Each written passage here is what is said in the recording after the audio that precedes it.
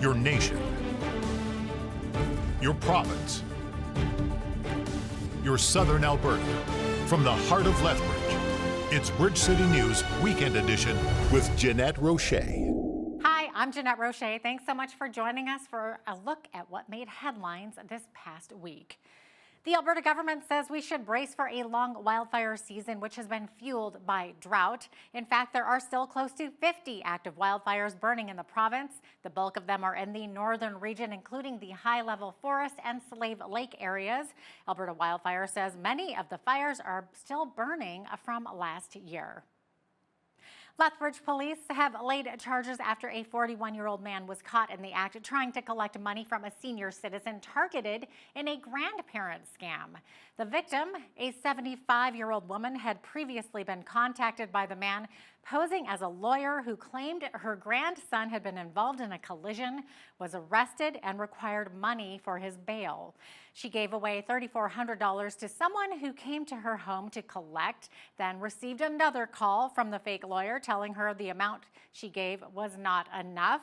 She later found out from family members that her grandson was not in any trouble, so she called police. While the police were at her home, the woman received another phone call from the fake lawyer, who then returned to her home to obtain more cash.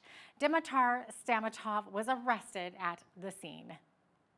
A local nonprofit organization was honored with an award from our province's Seniors, Community and Social Services Minister.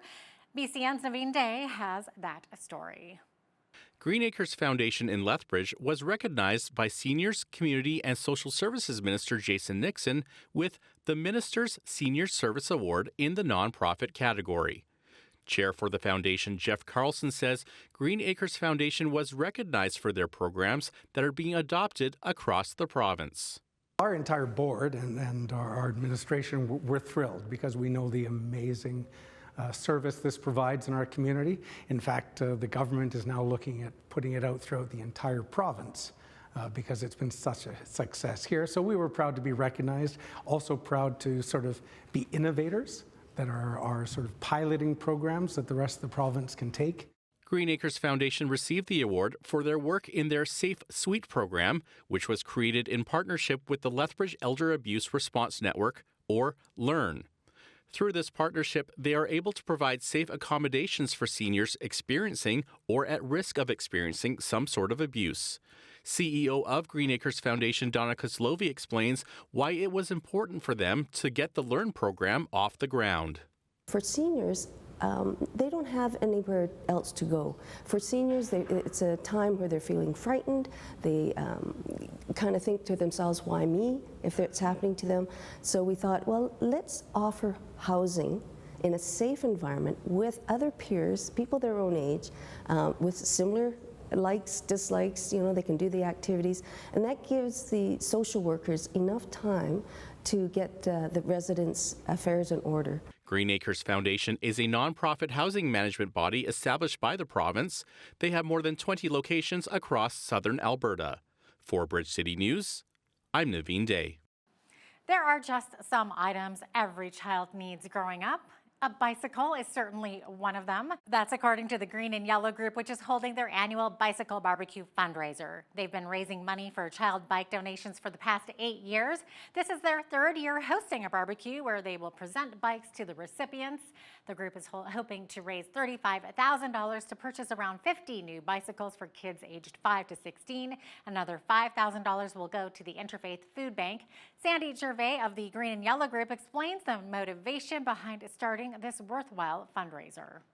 A long time ago, our neighbor, when he was younger, he used to just ride his bicycle up and down the sidewalk. Even when it was snowy, he'd take his little shovel and he'd go and shovel the sidewalk so that he could ride his bicycle up and down the sidewalk. And we could just see how much joy it brought him. But he was definitely our motivation for it, and we just thought, it brought him so much joy to be able to ride his bike, and I just think it's just such a healthy part of mental health. I mean, how many kids are in Lethbridge that don't have a brand new bicycle? How many kids are living in poverty that don't have a bicycle at all? A bicycle is a part of a childhood growing up. That's just, every child should have a bicycle. The event takes place May 25th in Legacy Park from 11 a.m. till 2 p.m. If you wish to donate a new bike, contact Green and Yellow Group through their Facebook page. Still to come, it's a guilty verdict for 3 men who underwent a jury trial for their involvement in the Coutts border blockade. We have the details after the break. What was happening in our country, in our province at that time, that forced good people to do uncivil things to be heard. We tried every other avenue.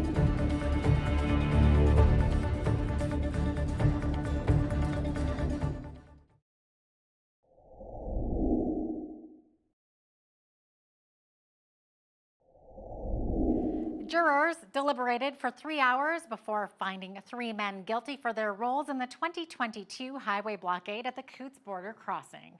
The trial for Alex Van Herk, George Jansen, and Marco Van Hugenbos lasted just under 2.5 weeks. On Tuesday at around 8:30 p.m., 6 men and 6 women read the verdict. The 3 were found guilty of 1 count each of mischief over $5,000 for their involvement in a protest over COVID-19 government restrictions. The accused were free to leave the courthouse but could face 10 years in prison and will be sentenced at a later date. We spoke with Marco Van Hugenbos, who says he wasn't surprised about the verdict but still stands behind what he did. I believe I did the right thing. There are regrets in relation to things or how things went or decisions I made, but there is there can be no regret for what Coutts was and for what has come out of Coutts. And people can struggle with the tactics, but the cause was right. And look what we knew then versus what we know now in relation to the COVID regime in this province and what has come out of Coutts, the conviction is stronger than ever. Van Hugenbos is a former Fort Macleod town councillor. He is married with 4 children. He and his co-accused will return to court July 22nd to hear a sentencing date. Now, just after the verdict was read, Alex Van Herk told reporters outside the courthouse that he too stands behind what he did at the border, but says the judicial system simply did its job. Our judicial system did its job. Do we agree with it? No, we can never agree with it, especially on the fight that we're fighting. The act of mischief, I guess mischief was caused in Coutts. And if the jury deems us as be participants of that and the leaders of that, then I guess I'll stand for that. I just hope there's accountability coming forward from this for the politicians, that why we had to go there. There's a reason we went there. I mean, what was happening in our country, in our province at that time, that forced good people to do uncivil things to be heard. We tried every other avenue. We tried contacting our MLAs, every level of government. They weren't listening. So it's sad that we have to take them kind of measures to be heard, and I guess accountability needs to be there. So I guess, I'm proud of it. The Liberal government says it met all its fiscal goals in Tuesday's federal budget. That includes keeping the $40 billion deficit from rising, even as it introduced tens of billions of dollars in new spending. The Canadian Taxpayers Federation was not impressed with Minister Freeland's budget. Chris Sims, the Alberta director for the CTF, says the feds will be hiking taxes, increasing spending, and allowing debt interest charges to be out of control. We are now, you dear taxpayer, are now spending more than $1 billion per week on the interest charges on the debt. So the federal debt, the entire debt, is now more than $1 trillion. To put that number into perspective, if you started counting loonies right now, it would take you 30,000 years to count to $1 trillion. That's how much trouble we're in. That's how much debt we're in. We have to pay interest on that $1 trillion. And now that interest costs us more than what we spend on health care in Canada. Lethbridge Conservative MP Rachel Thomas was also not impressed with it and explains why. I think really what stuck out to me about this budget is, first off, we need to acknowledge that it's the 9th year that Trudeau has promised to balance the budget and hasn't. It's another deficit being incurred by Canadians. And of course, we know that the amount that is spent just on servicing that debt alone is equivalent to the amount that the government collects in GST per year. So imagine that. All of the GST that we're paying is just going to service our debt. But I think what's also important to understand is that, of course, this is more debt, yes, but also higher taxes and higher costs for Canadians. And right now, Canadians are squeezed and they just can't afford more. I recently got a phone call from a mom who was a part of a mom's group, and she shared with me that the overwhelming conversation taking place was just around affordability, whether it was gas or groceries or diapers for children or formula for babies. Families are really hard done by and just having a really difficult time making ends meet. And unfortunately, Budget 2024 is only going to add to the debt load that individual households are experiencing and the difficult times that they're having. On the other side of the break, we take a closer look at a new model developed in Alberta to help those battling mental health and addictions. We dive into it with our legislative correspondent, Tyler Dawson, next. There's lots of debate in addictions and mental health circles about the best way to approach people, treat people, meet them where they're at, that sort of thing.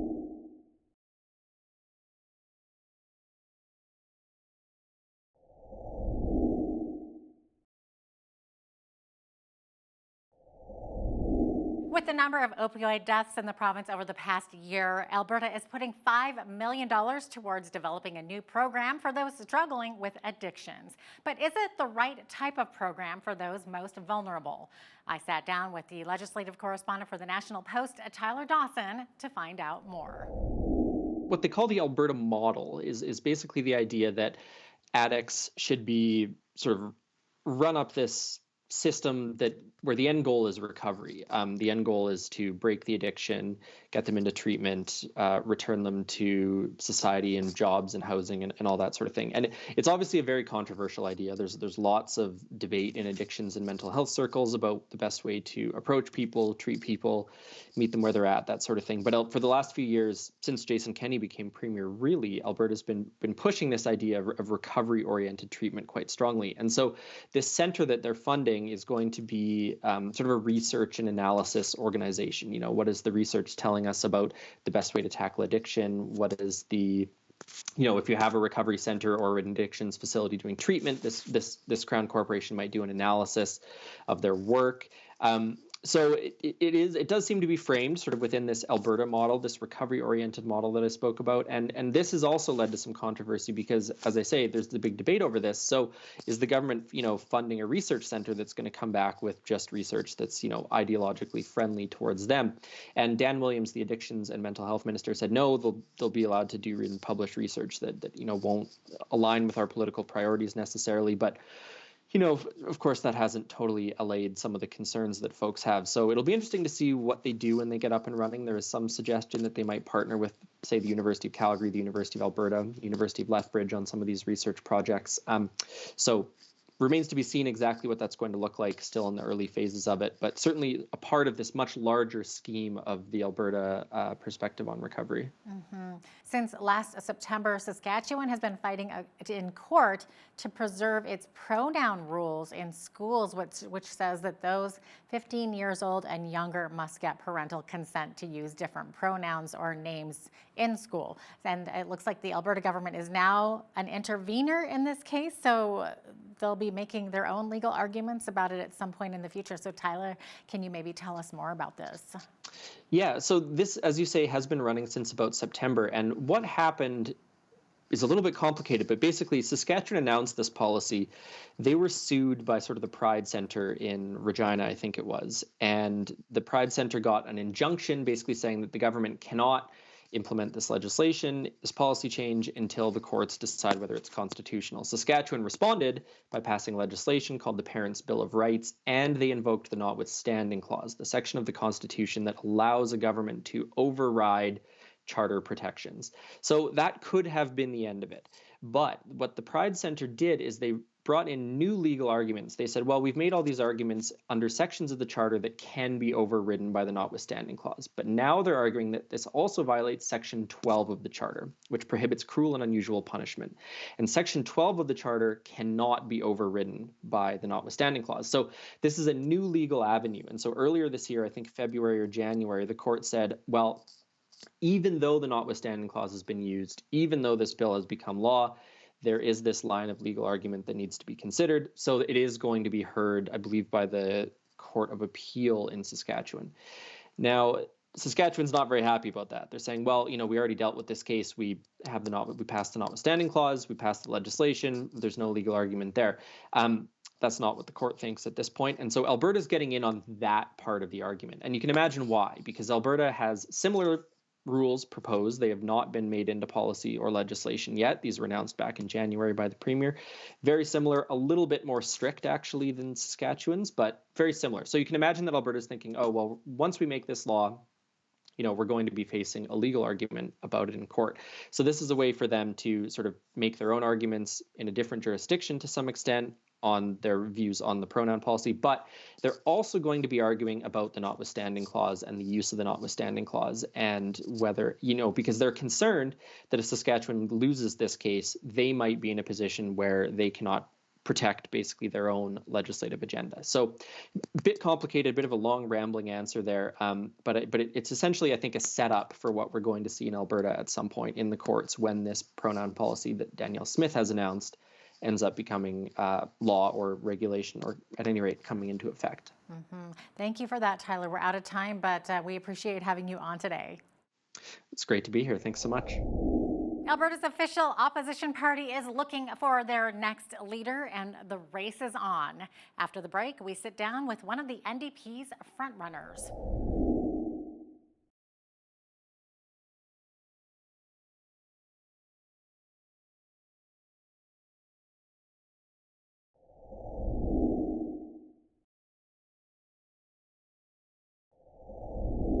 The Alberta NDP will be choosing their new leader on June 22nd, and the former mayor of Calgary, Naheed Nenshi, has thrown his hat into the political ring to join the leadership race.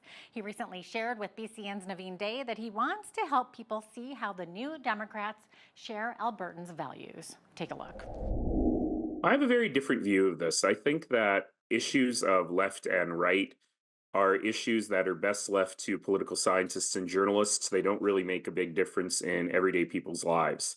What really is important is finding the values that people believe in and figuring out how to make sure that we are speaking to those values. And the important thing that I've learned about the New Democrat Party, today's New Democrat Party in Alberta, is that in fact it is already speaking to those values. When we think about strong delivery of public services by the public sector, when we think about looking after the most vulnerable, not punching down on them, giving people a hand up at the moment they need it, fostering a strong economy with a solid eye on the books, all of that, while we're dealing with ensuring that every single Albertan has a life of dignity and prosperity on this land. When you think about those are things that most Albertans believe in. But they're also things that the NDP believes in. And I think the challenge has been that for too many of our friends and neighbors, they don't see themselves in the NDP because they have these stereotypes of what the party is, which I don't think are really reflective of the membership or the caucus of the party today. So my job is to reach out to even more Albertans and help them see that, the conservative movement as it is today, Danielle Smith and her UCP, certainly is not conservative in any way. They are socially regressive. They are financially profligate. They are not investing in the things that the public really needs.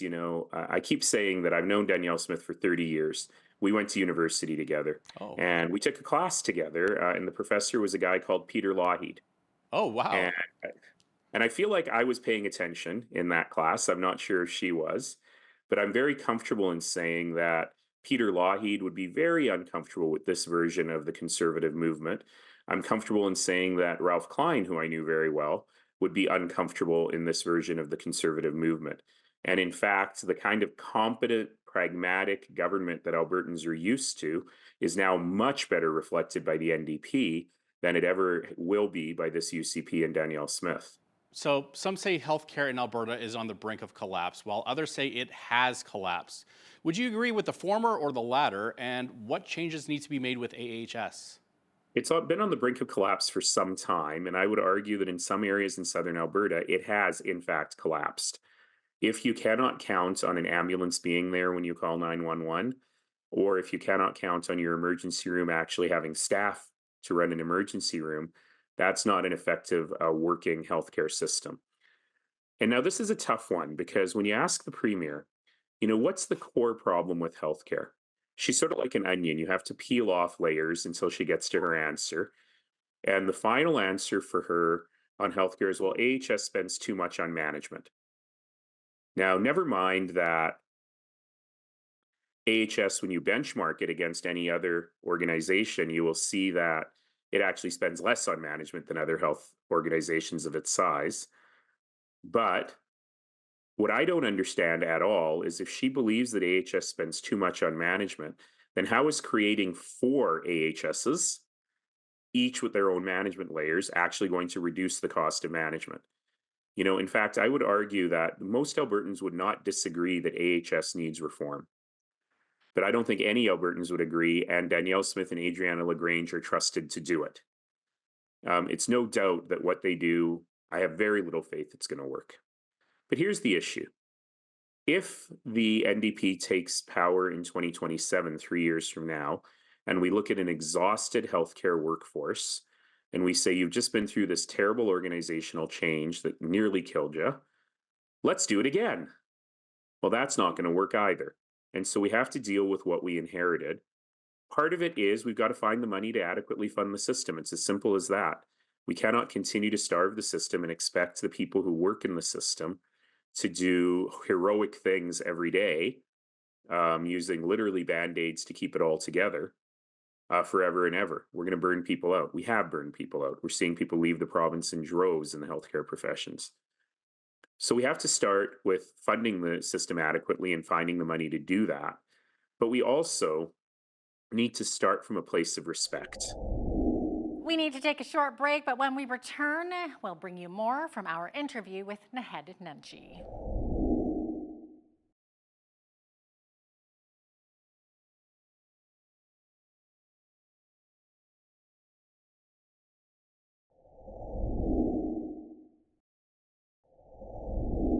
Welcome back. Within the first week of Naheed Nenshi joining the NDP leadership race, the party's membership doubled, which is a testament to his popularity.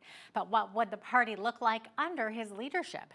Here is part 2 of Naveen Day's interview with former Calgary Mayor Naheed Nenshi. We really have to move to a place where we're inviting more Albertans into the conversation. There is the largest opposition caucus in history. Most of them are new. They are brilliant. They are smart, they are capable, they are looking forward for Alberta. And now what we have to do is a bunch of stuff on the inside to make sure that we are a strong organization that really knows how to speak to Albertans. But more public facing, we have to understand that when we're in opposition, we have to really help Albertans understand what's really going on in the community. The government's not listening to us. And yes, we're there to oppose them, but we have to use our powers to really tell the story to Albertans about how we can build a better community together. I don't think the fundamental values of the party need to change at all. This is not a takeover. The party does not need a savior. 750,000 people voted for it in the last election, and they came achingly close to forming a majority government. But what we really need to do is invite many, many more Albertans into the conversation, into this coalition that is today's Alberta NDP. And, I will tell you that we have massively increased the membership of the party over the course of this leadership race. It's much higher now than it has ever been. Thousands of Albertans are signing up to volunteer with the party. We've got just a week left as we record this to the membership deadline. You have to have a membership by Monday, April 22nd. In order to vote in the leadership race. Most people don't know that. And I think that this movement will be very exciting because the big thing for me over the last 5 weeks since I launched my campaign is the level of interest and excitement that we've seen from Albertans. That standing room only room in Lethbridge has been replicated across the province. And I know better than to know that people are excited because of this handsome face. They're excited because for the first time in politics in a long time, people feel like they've been given the permission to dream of something better. Our politics here and everywhere over the last decade have been defensive and divisive. Hold on to every crumb we've got, be scared of what's coming down the line, be scared of people that are different than us with different ideas. And so many Albertans, young and old and throughout the community, have come to me over the last month and said, "Thank you for giving me a reason to hope for a better Alberta." And in Lethbridge, we know one thing: it is impossible to have small dreams when the sky is that big.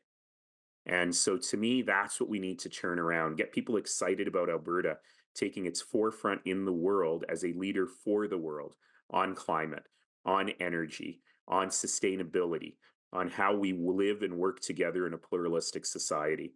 Alberta needs to be a role model for the world. We've done it in the past, we can do it again. And I hope that that's the kind of dialogue that we'll have over the next 3 years and into the next government. And let's just talk about the provincial election, which is not until 2027, which gives you quite a bit of time to talk to people and make an influence. Should you take the helm of the Alberta NDP, what will it take to unseat Premier Danielle Smith and the UCP? Look, I've known Danielle Smith for 30 years. I know how to get under her skin. I will call her out every single time. But at the same time, I will do so in a way that helps Albertans understand that something better is possible. So, we're going to spend I'm going to use a lot of miles on that old Toyota Camry of mine. We are going to be out in the communities across Alberta a lot. We're going to understand that it's not Calgary, Edmonton, and rural Alberta, but it is thriving communities of different sizes everywhere in the province. And really talking to people in their living rooms and at football games and in coffee shops and Rotary clubs, really helping folks understand that we can build together a better vision for the community. My slogan of my campaign is "For Alberta, for all of us." And I've been surprised that the power of that slogan in people's minds has not been the word Alberta or the word all, but it's actually been that little tiny word for, F-O-R. Really? Because we've been conditioned for so long to be against things.